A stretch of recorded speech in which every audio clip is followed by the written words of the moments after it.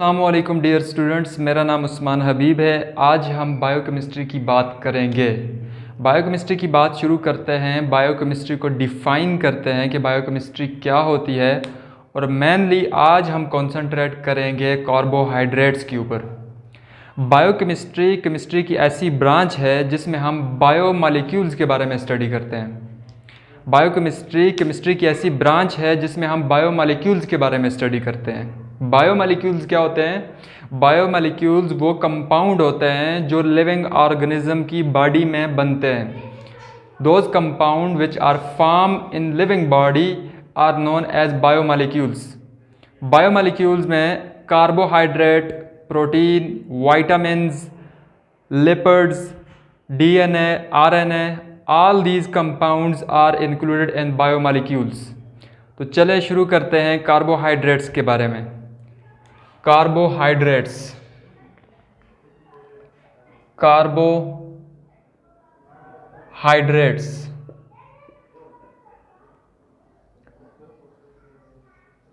तो सबसे पहले कार्बोहाइड्रेट्स को डिफाइन कर लेते हैं। कार्बोहाइड्रेट्स क्या होते हैं?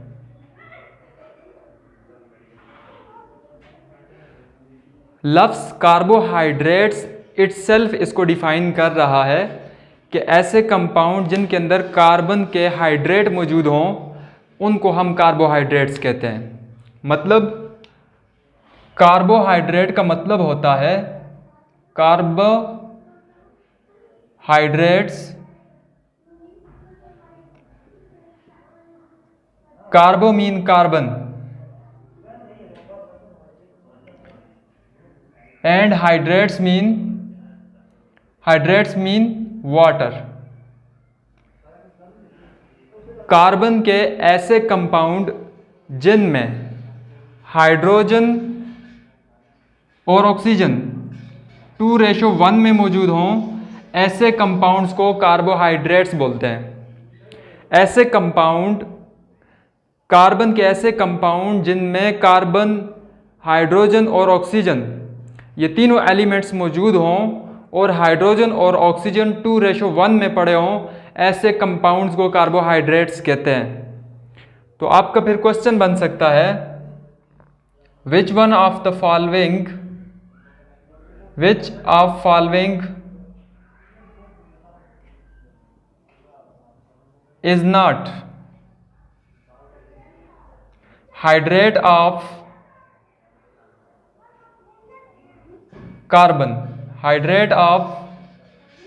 कार्बन? ऑप्शन है C6H12O6, option B C2H4O2, option C CH2O, option D C5H10O4। देखो ये जो फार्मूला लिखा हुआ है ये ग्लूकोज का फार्मूला है और ये एसिटिक एसिड का फार्मूला है। एसिटिक एसिड का फार्मूला है और ये फार्मिक एसिड का फार्मूला है। ये फार्मिक एसिड का फार्मूला है, फार्मिक एसिड। और ये डीऑक्सीराइबोज है, डीऑक्सीराइबोज।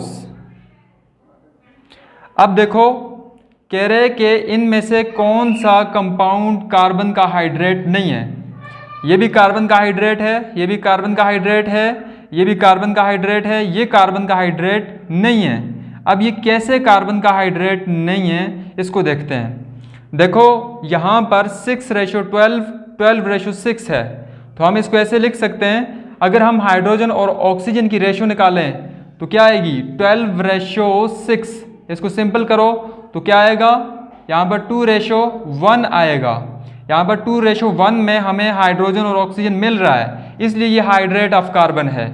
यहाँ पर भी H4 ऑक्सीजन 2, यहाँ पर भी हमें 2:1 में कंपाउंड मिल रहा है, इसलिए ये भी हाइड्रेट ऑफ कार्बन है। यहाँ पर भी 2:1 में हमें कंपाउंड मिल रहा है, इसलिए ये कंपाउंड हाइड्रेट ऑफ कार्बन है। लेकिन डीऑक्सीराइबोज में हाइड्रोजन और ऑक्सीजन दोनों 2:1 में नहीं है, इसलिए इस कंपाउंड को हम हाइड्रेट ऑफ कार्बन नहीं कह सकते।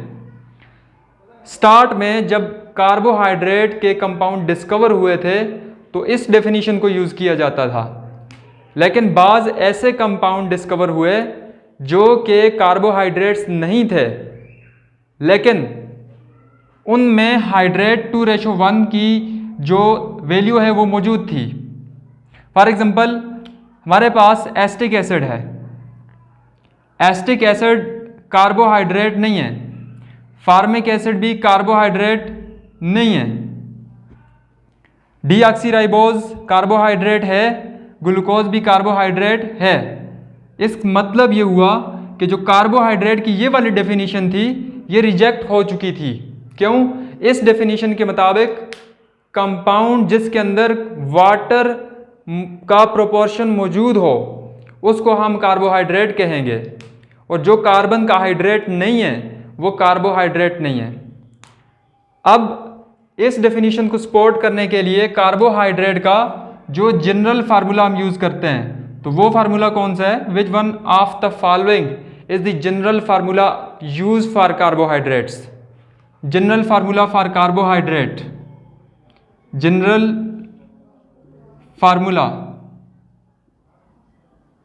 फॉर carbohydrates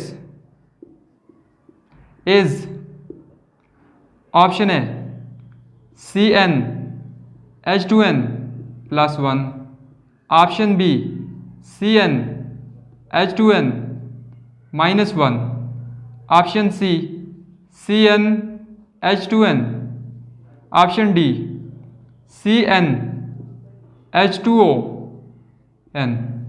इस डेफिनेशन को सपोर्ट करने के लिए कार्बोहाइड्रेट का जो जनरल फार्मूला यूज होता है वो CnH2o(n) होता है।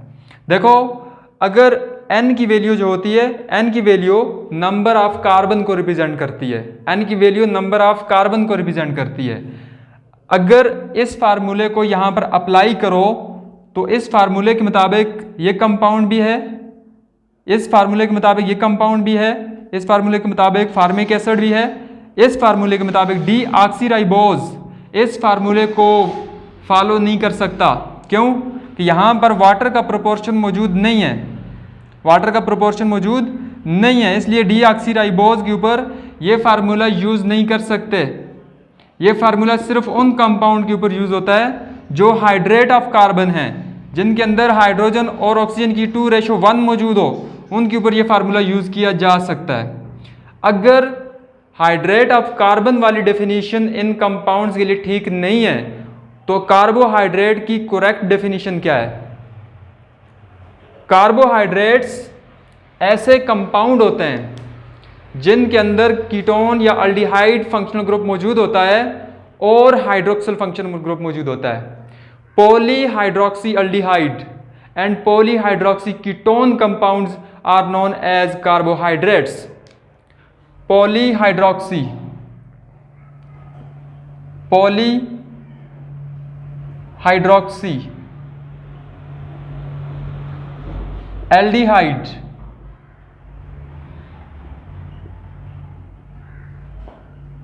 एंड पॉलीहाइड्रोक्सी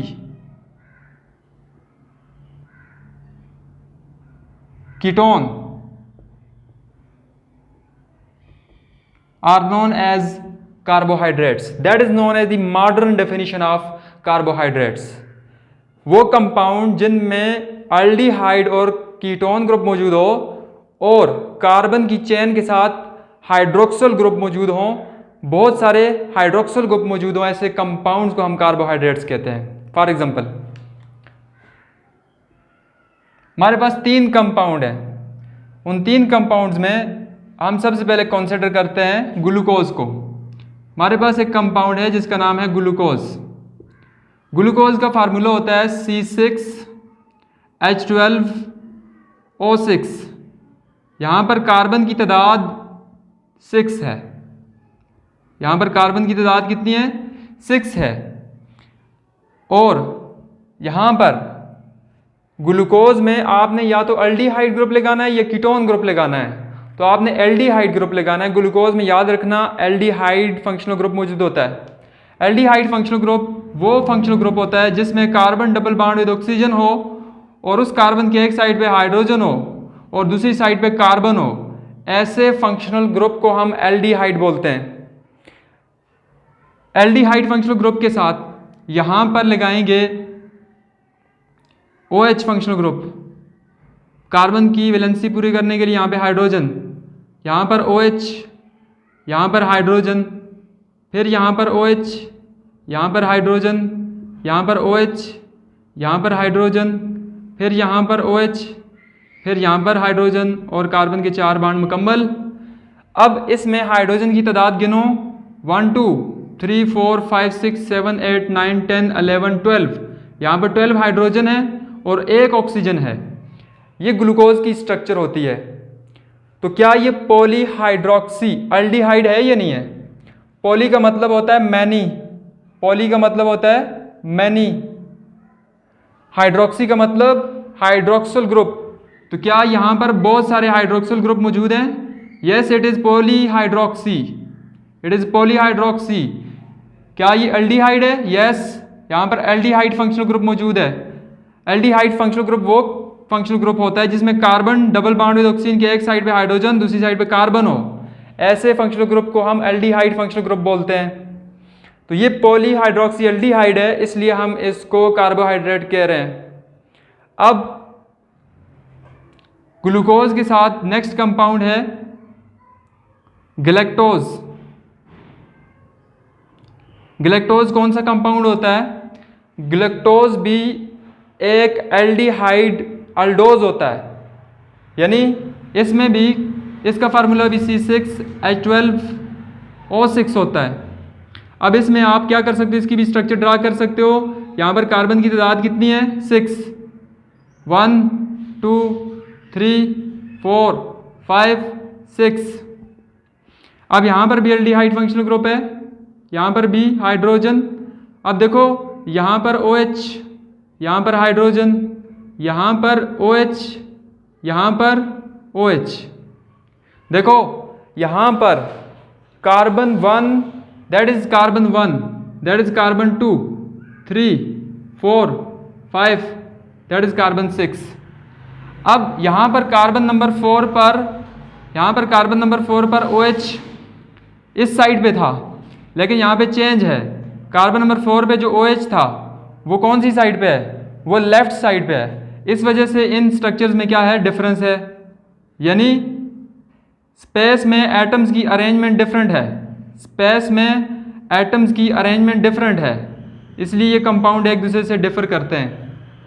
देखो इस कंपाउंड का भी फार्मूला C6H12O6 है और इस कंपाउंड का भी फार्मूला C6H12O6 है। एक तीसरी स्ट्रक्चर, अब देखो ये भी पॉलीहाइड्रोक्सी एल्डिहाइड है, ये भी पॉलीहाइड्रोक्सी एल्डिहाइड है, इसमें भी हाइड्रोक्सी ग्रुप हैं बहुत सारे और एल्डिहाइड फंक्शनल ग्रुप है।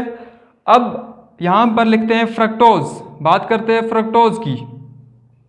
देखो फ्रक्टोज कौन सा कंपाउंड होता है? फ्रक्टोज का फार्मूला भी C6H12O6 होता है, C6H12O6। अब यहां पर देखो कार्बन 1 2 3 4 5 6, लेकिन याद रखना जो फ्रक्टोज का कंपाउंड होता है उसमें एल्डिहाइड ग्रुप नहीं होता, उसमें कीटोन फंक्शनल ग्रुप होता है। कीटोन ऐसा फंक्शनल ग्रुप होता है जिसमें carbon double bond with oxygen के एक साइड पे भी कार्बन होता है और दूसरी साइड पे भी कार्बन होता है। ऐसे फंक्शनल ग्रुप को हम कीटोन फंक्शनल ग्रुप कहते हैं। बाकी उसी तरह यहाँ पर OH होगा, यहाँ पर हाइड्रोजन, यहाँ पर हाइड्रोजन, इस कार्बन के ऊपर OH यहाँ पर लगा लो, इस कार्बन का यहाँ पर OH है, यहाँ पर OH है, यहाँ पर OH है। इसको आगे हम डिटेल में पढ़ेंगे कि इस साइड पे OH क्यों आ रहा है। ये जो स्ट्रक्चर्स हैं इनका फार्मूला तो सेम है, लेकिन इनकी स्ट्रक्चर्स में डिफरेंस क्यों आ रहा है, क्या इसकी डिटेल होगी।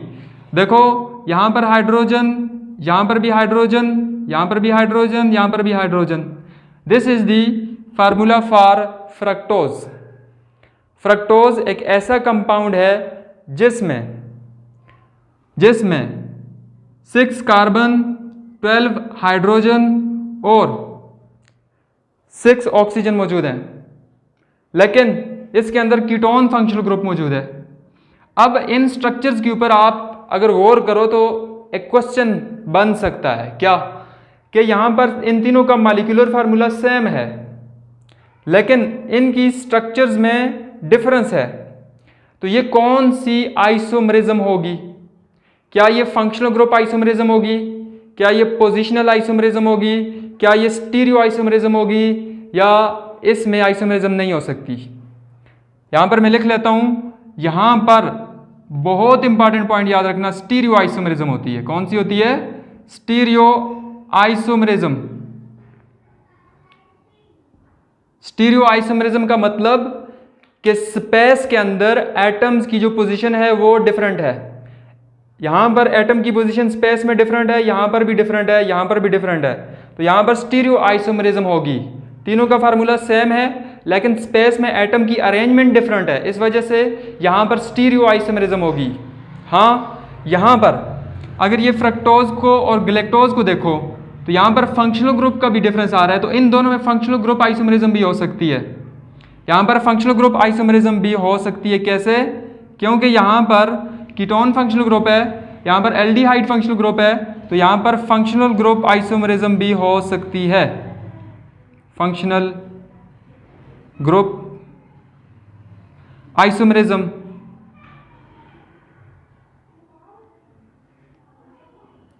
दो ऐसे कंपाउंड जिनका मॉलिक्यूलर फार्मूला सेम हो लेकिन उनके फंक्शनल ग्रुप में डिफरेंस हो, तो ऐसी आइसोमरिज्म को फंक्शनल ग्रुप आइसोमरिज्म बोलते हैं। यहां पर इंपॉर्टेंट पॉइंट जो कि याद रखना है वो इन स्ट्रक्चर्स में कि कार्बोहाइड्रेट का कंपाउंड किन एलिमेंट से मिलकर बना होता है।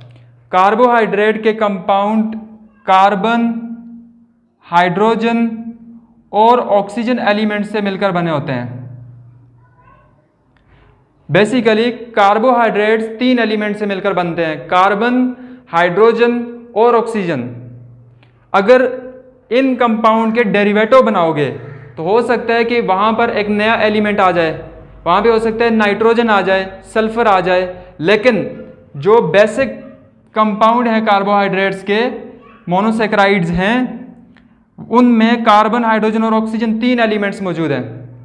अब यहां पर ये इंपॉर्टेंट पॉइंट्स बता रहा हूं, ये अपने पास याद रखना है आपने, बहुत इंपॉर्टेंट पॉइंट्स हैं। अगर क्वेश्चन इस तरह बना दिया जाए कि ग्लूकोज, गैलेक्टोज और फ्रक्टोज में, इन तीनों कंपाउंड में किस में कीटोन फंक्शनल ग्रुप है, तो कीटोन फंक्शनल ग्रुप मौजूद है फ्रक्टोज में। फ्रक्टोज में कौन सा फंक्शनल ग्रुप मौजूद है? कीटोन फंक्शनल ग्रुप मौजूद है। इस बात को याद रखना, कीटोन फंक्शनल ग्रुप फ्रक्टोज में मौजूद है, बाकी दोनों में एल्डिहाइड फंक्शनल ग्रुप मौजूद है। तो ऐसे कार्बोहाइड्रेट्स जिनमें एल्डिहाइड फंक्शनल ग्रुप मौजूद हो उनको अल्डोज बोलते हैं। तो ये भी अल्डोज है। क्यों अल्डोज है? हर वो कंपाउंड जिसके नाम के आखिर में OSE आता है वो कार्बोहाइड्रेट होता है। हर वो कंपाउंड जिसके नाम के आखिर में OSE आता है वो कार्बोहाइड्रेट होता है। अगर ALD आ जाए तो इसका मतलब एल्डिहाइड फंक्शनल ग्रुप मौजूद है। तो एल्डिहाइड फंक्शनल ग्रुप इस कंपाउंड में भी है और एल्डिहाइड फंक्शनल ग्रुप यहां पर भी है, लेकिन जो फ्रक्टोज है उसमें एल्डिहाइड नहीं, ये तो कीटोज है, ये कीटोज है, इसको हम कीटोज बोलेंगे। क्या बोलेंगे? कीटोज। बहुत इंपॉर्टेंट है, इसमें कीटोन फंक्शनल ग्रुप मौजूद होता है, इसमें कीटोन फंक्शनल ग्रुप मौजूद होता है। अब इंफॉर्मेशन आपको देनी है कि जो बैक्टीरिया का सेल होता है, बैक्टीरिया का जो सेल होता है उसका जो टोटल वेट होता है उसमें 3% कार्बोहाइड्रेट्स होते हैं। कार्बोहाइड्रेट्स होते हैं बैक्टीरिया सेल में। बैक्टीरिया सेल के टोटल वेट में,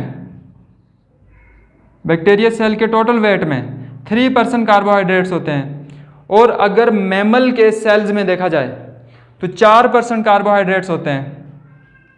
4% कार्बोहाइड्रेट्स होते हैं मैमल सेल्स में। मैमल सेल्स में कार्बोहाइड्रेट्स सबसे ज्यादा पाए जाते हैं प्लांट्स में। अबाउट 80% जो है वो कार्बोहाइड्रेट्स प्लांट्स में पाए जाते हैं सबसे ज़्यादा, और एनिमल्स में कम कार्बोहाइड्रेट्स पाए जाते हैं। जितने भी कार्बोहाइड्रेट्स हैं वो प्लांट्स में अबंडेंट अमाउंट में मौजूद होते हैं। तो इनमें इस तरह से क्वेश्चन बन सकते हैं, और यहाँ पर फंक्शनल ग्रुप के हिसाब से भी क्वेश्चन बन सकता है, और यहाँ पर आइसोमरिज्म के एस्पेक्ट से भी क्वेश्चन बन सकता है। तो इन क्वेश्चन को ध्यान से देखना। नेक्स्ट वीडियो में हम बात करेंगे क्लासिफिकेशन ऑफ कार्बोहाइड्रेट्स।